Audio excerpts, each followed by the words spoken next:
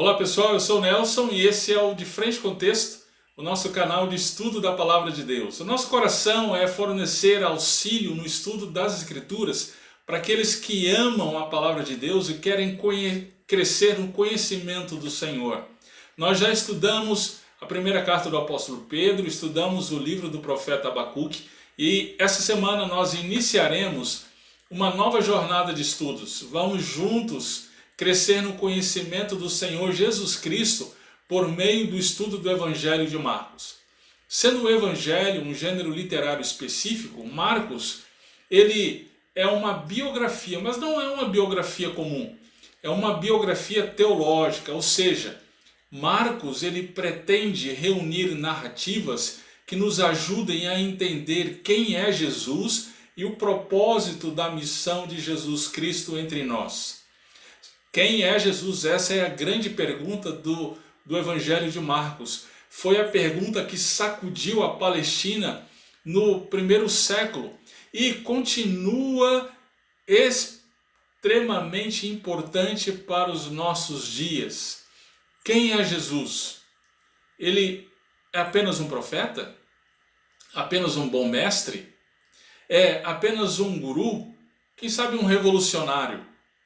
Vem comigo e vamos juntos estudar o Evangelho de Marcos e ver como a palavra de Deus apresenta aquele que dividiu a história entre antes e depois de Cristo, aquele que transformou a vida do evangelista Marcos e milhares de pessoas na sua época e ao longo da história até os nossos dias, e também a minha vida, e transformou e mudou completamente a minha vida e a da minha família.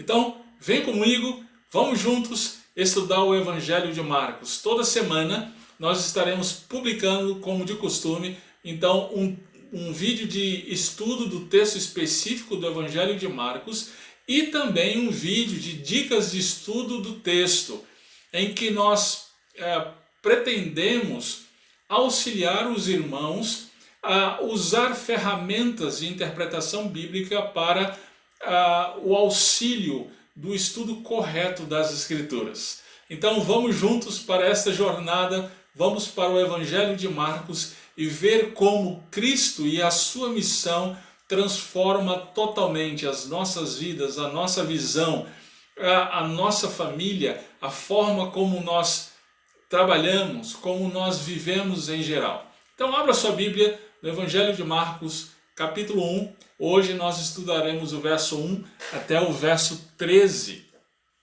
que diz assim: princípio do Evangelho de Jesus Cristo, Filho de Deus.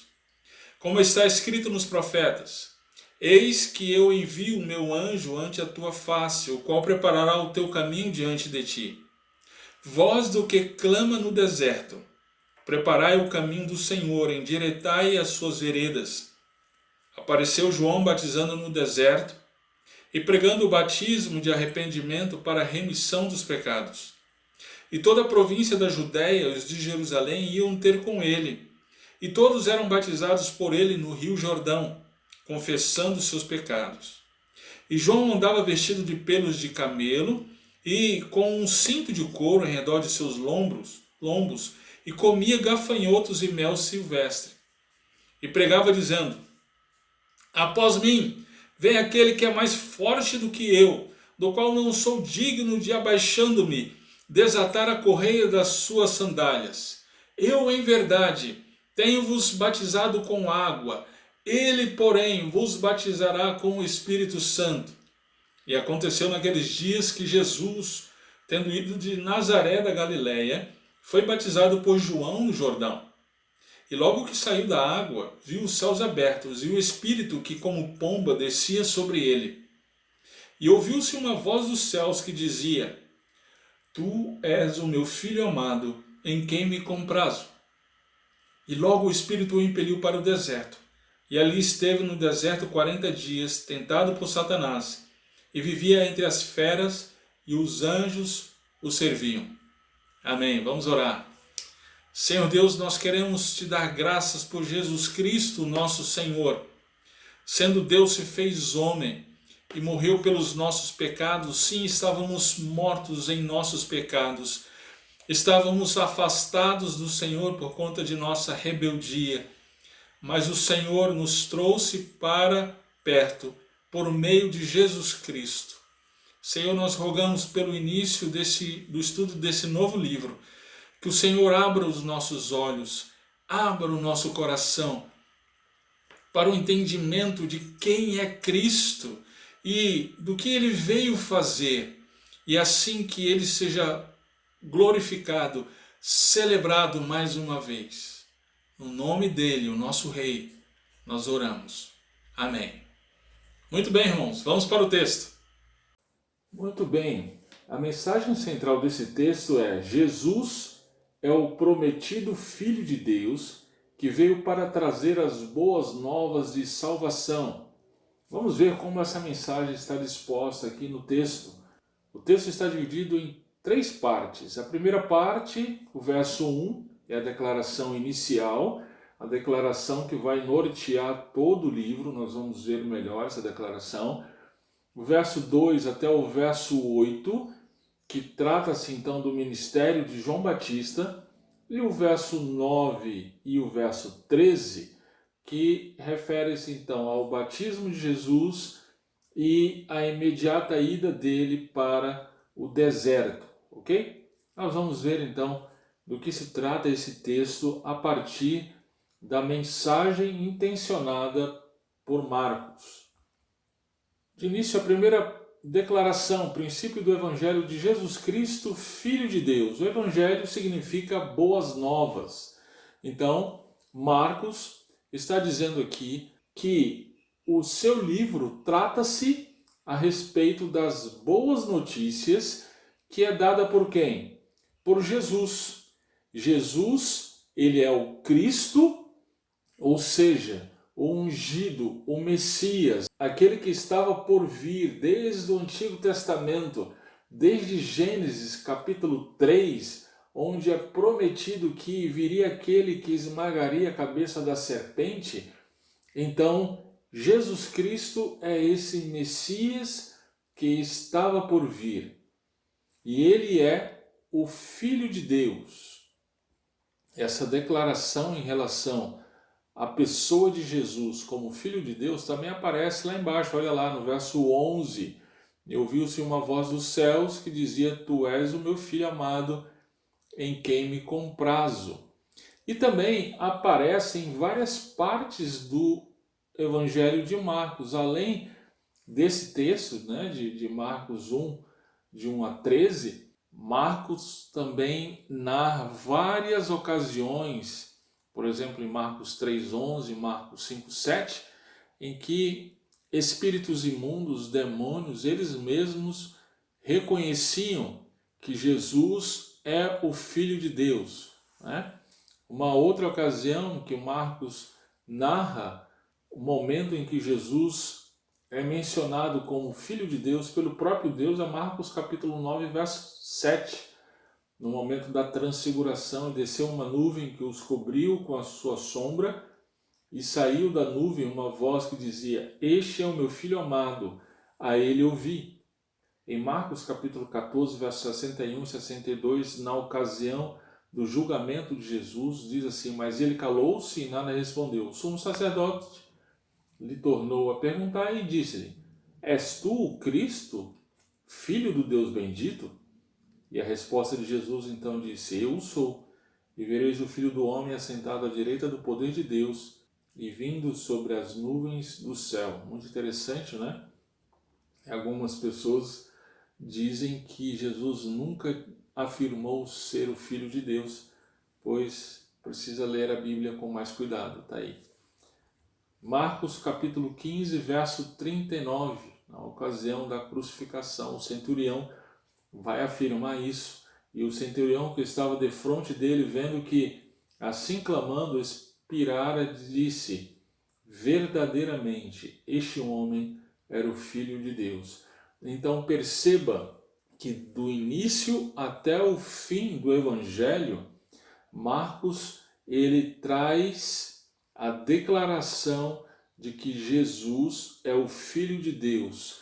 Então todas as narrativas Marcos vai selecionar e vai dispor de tal maneira para levar o seu leitor a entender a identidade de Jesus como Filho de Deus. O que isso significa? Bom, para a mentalidade judaica, a afirmação de que Jesus é o Filho de Deus é muito mais profunda que para a nossa cultura de hoje. Essa afirmação equivale a dizer que Jesus tem a mesma natureza que o Pai. Isto é, Jesus é Deus como o Pai é Deus. Jesus é Deus. Em João, capítulo 5, verso 18, nós lemos o seguinte: Por isso, pois, os judeus ainda mais procuravam matá-lo, porque não só quebrantava o sábado, mas também dizia que Deus era seu próprio Pai, fazendo-se igual a Deus. Então, essa expressão Filho de Deus, ela intenciona demonstrar que Jesus tem a mesma natureza que Deus, portanto, ele é Deus. E é exatamente esse fato que muda tudo, gente. A morte de Cristo como expiação pelos nossos pecados muda tudo pelo fato de quem é Jesus. Se ele fosse mais um mestre, mais um profeta, isso não mudaria muita coisa. Mas o fato dele ser o próprio Deus que se fez homem, isso muda tudo, conforme nós vamos ver ao longo do Evangelho. Então, Jesus, ele veio trazer as boas novas de salvação, sendo ele o Messias, ele é o Filho de Deus. Muito bem, diante dessa afirmação, então, Marcos ele se coloca a trazer para os seus leitores as evidências da afirmação que ele acabou de pronunciar. Que evidências são essas? Do verso 2 até o verso 8, Marcos vai dizer que as Escrituras apontam que João Batista evidencia que Jesus é o Filho prometido de Deus. Nós vamos ver isso. Olha lá, verso 2, como está escrito nos profetas. Ele vai mencionar aqui, então, dois profetas, Malaquias e Isaías. É interessante que, tanto nas duas profecias, ele fala de mensageiros, como em Malaquias 3, ele fala desse mensageiro como anjo, e Isaías 40, desse mensageiro como voz. Então, são imagens que referem-se a um personagem que estava por vir, que seria precursor. Precursor de quem? Olha lá, Malaquias diz: o qual preparará o teu caminho diante de ti. O teu caminho, ele está falando de quem? Ele está se referindo a quem? Bom, se eu dando uma olhada lá em Malaquias, você vai perceber que ele está falando do próprio Deus. O próprio Deus viria, e esse anjo então prepararia o caminho do Senhor. Em Isaías capítulo 40, ele vai falar a mesma coisa. Essa voz que clama no deserto iria preparar o caminho do Senhor. Perceba, quem estava por vir seria então o próprio Senhor, o próprio Deus. Então esse precursor iria preparar o caminho. De quem ele está se referindo? Esse Deus, esse Senhor. Nós acabamos de ver, ele é o Filho de Deus, o próprio Deus, que se fez homem, Jesus Cristo. Então João Batista seria este que viria para preparar o caminho para o Senhor. E Marcos viu em João Batista, então, o cumprimento dessa promessa. A figura do precursor na antiguidade era interessante. Antes de um rei vir visitar alguma parte de seu reino, era costume enviar adiante dele um mensageiro para preparar o caminho. O trabalho do mensageiro era providenciar para que as estradas fossem reparadas e também preparar as pessoas. Ao chamar a nação ao arrependimento, João Batista preparou o caminho para o Senhor Jesus. Isaías e Malaquias, portanto, estão declarando a uma só voz que Jesus Cristo é o Senhor, é o Deus Jeová, cujo caminho foi preparado por João Batista. Queridos, a fé em Cristo, ela não é uma fé cega, ela está alicerçada em evidências. Jesus, no Evangelho de João, capítulo 5, verso 39, diz o seguinte: examinai as Escrituras, são elas mesmas que testificam de mim. É exatamente isso que Marcos está fazendo. Ele examinou as Escrituras e percebeu que as Escrituras estavam apontando para Cristo. Marcos descobriu nas Escrituras que Jesus é o Rei prometido. Foi essa convicção que transformou totalmente a vida de Marcos.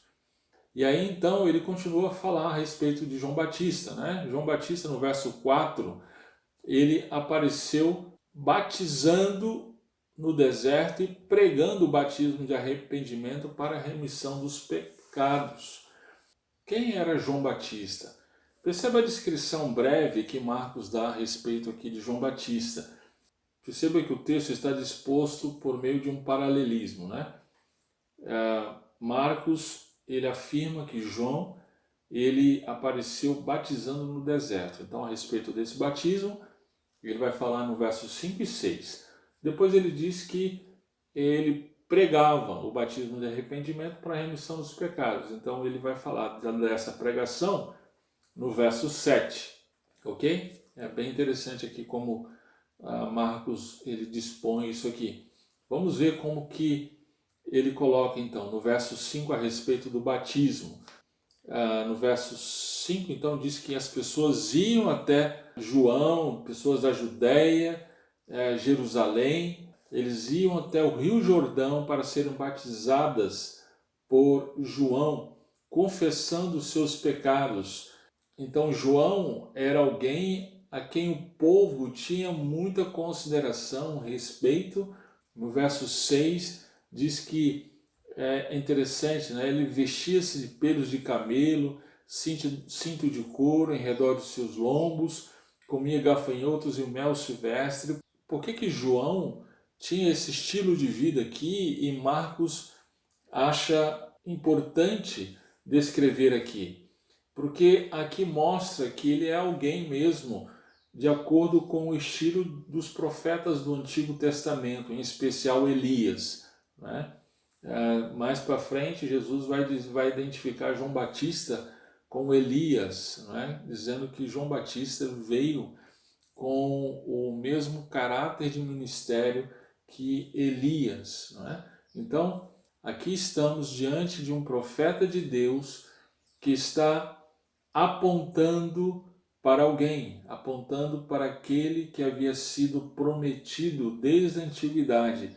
Olha então a mensagem dele, a pregação dele. Verso 7.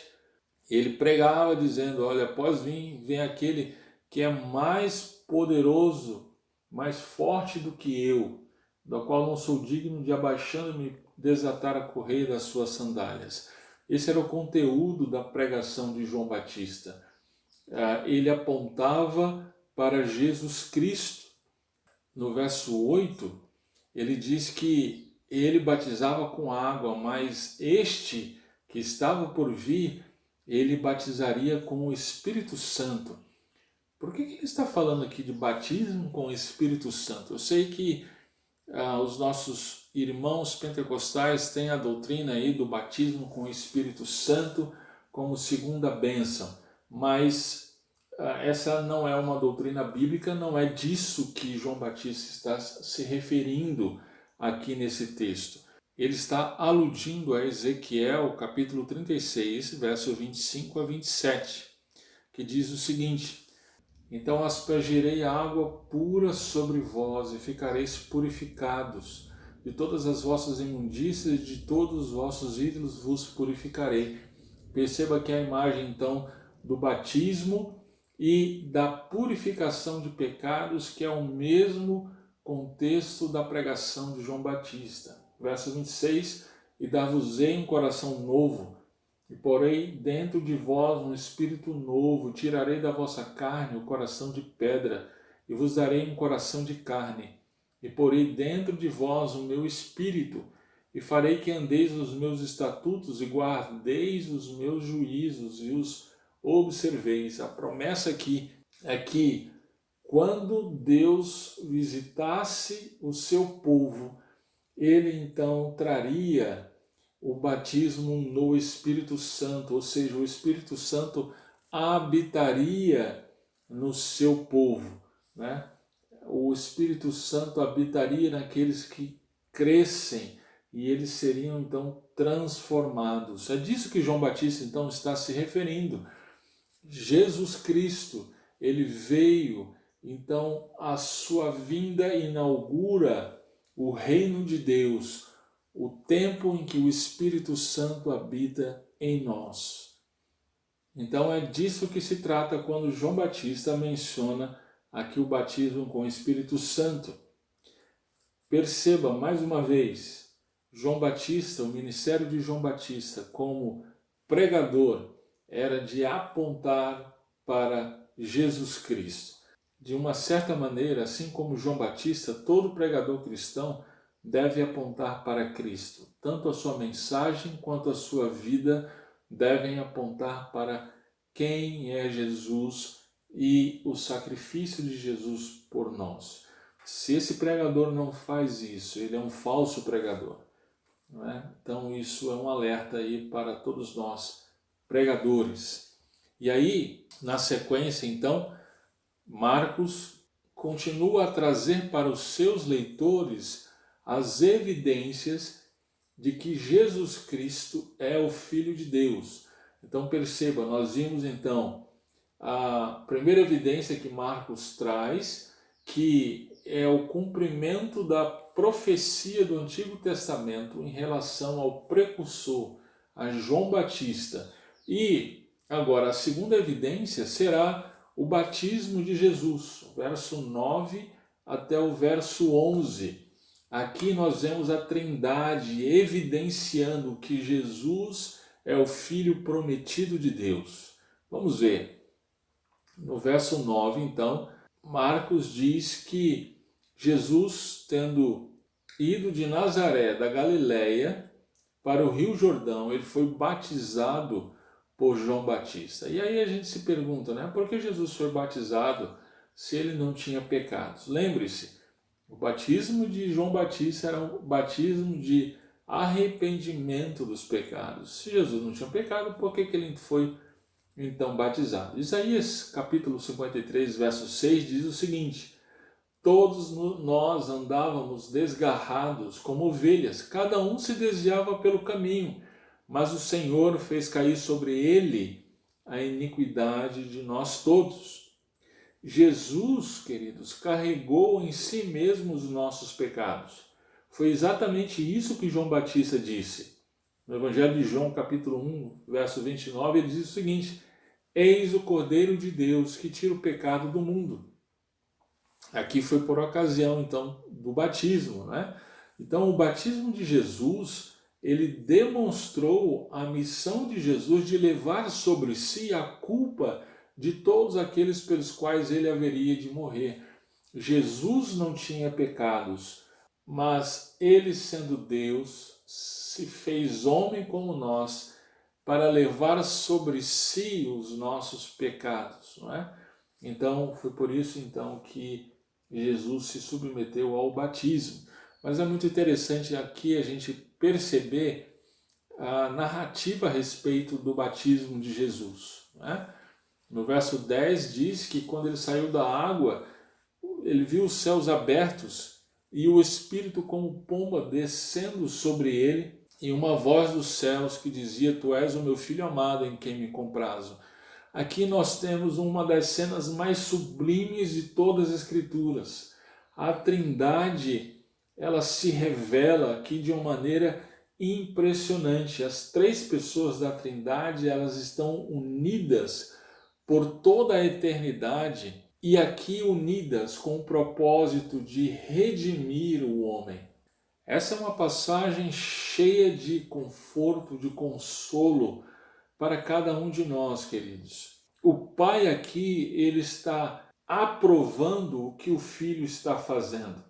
Não se trata de que somente o Filho ama tanto a seus discípulos que está disposto a sofrer todas as dores, mas o Espírito Santo coopera plenamente, fortalecendo-o para essa tarefa, e o Pai, em lugar de observar com desagrado aquele que toma essa tarefa, se compadece com ele e abre os céus para que na terra se ouça sua voz de aprovação.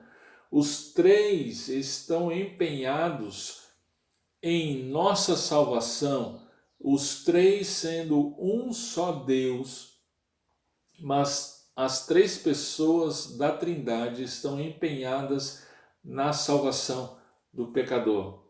Amém. Glória a Deus por isso. E a afirmação de Deus Pai, tu és o meu Filho amado em quem me comprazo, como já vimos, sendo chamado Filho de Deus, Jesus estava sendo igualado ao próprio Deus. Bem, nós precisamos lembrar que o homem está em dívida com Deus. Entretanto, não em capacidade de pagar essa dívida. Então, o próprio Deus se fez homem para pagar essa dívida. Então, o Pai está demonstrando o seu total apreço ao Filho e ao sacrifício que o seu Filho está fazendo pela dívida que nos cabe. Querido, se você crê em Jesus Cristo como sendo Deus que se fez homem para pagar pelos seus pecados, você não crê em um mero mestre, em um guru. Você serve ao próprio Deus, Criador de todo o universo, Jesus Cristo, que se fez homem, que amou você de tal maneira que se fez homem e morreu por você para pagar pelos seus pecados. Aleluia. No verso 12, Marcos ele continua o texto, trazendo então as evidências de que Jesus é o Filho de Deus. Verso 12 e 13, né? O caráter de Jesus, ele evidencia quem ele é. Aqui diz então que o Espírito o impeliu para o deserto, e o propósito disso é que ele fosse tentado, como foi, durante 40 dias por Satanás. E a gente se pergunta então, por que disso? Por que a necessidade de Jesus ir para o deserto para ser tentado por Satanás? Bem, a imagem de Jesus aqui no deserto, sendo tentado, remete a Adão, conforme Paulo em 1 Coríntios capítulo 15, verso 45. Paulo lá diz que Jesus é o segundo Adão. O primeiro Adão foi testado num jardim maravilhoso e falhou, mas Jesus ele foi testado no deserto e lá ele conquistou a vitória. Então, o caráter de Cristo, ele aponta para quem ele é.